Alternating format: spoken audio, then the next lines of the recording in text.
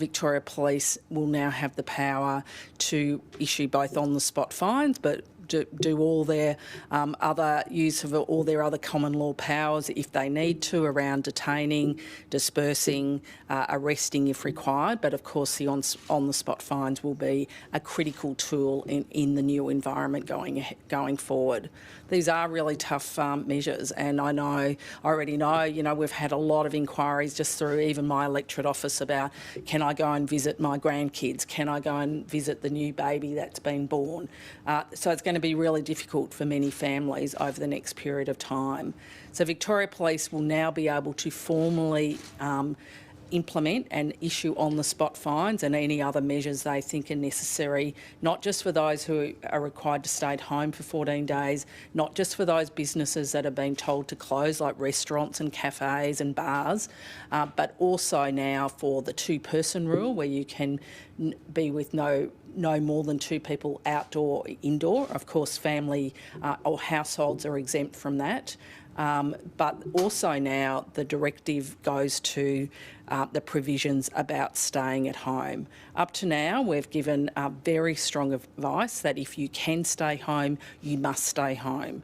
Well, the directives that were issued by the Chief Health Officer last night makes it very clear that unless you are seeking medical help, unless you are getting food and essential services, unless you have to attend for work and education, and unless you are exercising, you must stay home.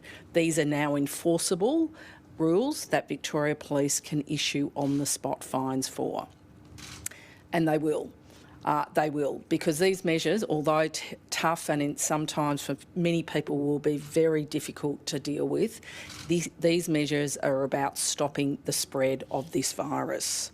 So Victoria Police have started the process. They've been open to providing people with information and giving a bit of leniency over the last period of time. But yesterday they issued a fine for a business that had continued to operate. So that business received an almost $10,000 on-the-spot fine, and I know that the Deputy Commissioner will take you through in a bit more detail around that. Victoria Police are absolutely serious about issuing these fines and holding people to follow these directions. They don't want to be doing this. I don't want them to be doing this. There are a lot of things in the current environment we need Victoria Police members to be focused on, but of course we also need them now to ensure that people comply. Most people are complying, there's no question about that, but there are people who continue to flout these rules. And they're tough rules to follow, and from now, those fines will be issued more regularly. People will not get the leniency that we've seen in the past. I'd also say to people, if you're concerned about actions of neighbours or communities or business, don't take action into your own hands. Ring the police assistance line, 131 444. That is a really important line that will ensure police are responding and you don't need to respond. This is a time for our communities to support each other. I know people are really highly stressed, I get that, but please, please, don't take action into your hands, don't fight with your neighbours. We want to come out as a community stronger out of this. That means we need to support each other through very difficult times.